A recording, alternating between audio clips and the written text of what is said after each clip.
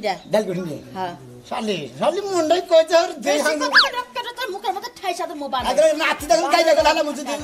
একটা পিঠা ভাঙ্গা পিঠা নেনা তার বাতারা ভাঙ্গা পিঠা আমার বাতারারা নিব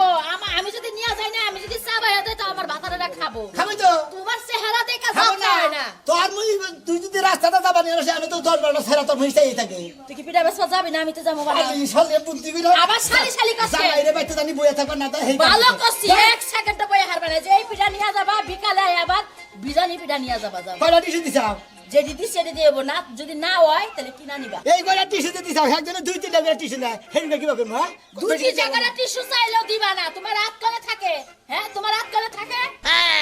যাও শোনা কত বেশি আজকে যদি পিঠা বেচা কিনি ভালো হয় হ্যাঁ কালকে তোমার পোলা মাংস খাও বাবা তাই নাকি হ্যাঁ এই যে শোনো এটার ভিতরে নারকেল দিয়া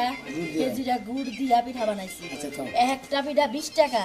যদি কেউ কম চায় তাহলে 5 টাকা কম বানাইতে গেলে খাইছাও কয়টা একটাও খাইনি খালে একটা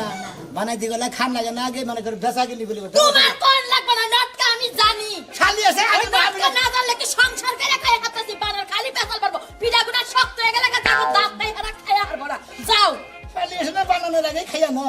মন্ডই সই ইত্তু জুল্লা মানুষ কামুদে যদি গিলা ছয় হাতা বানর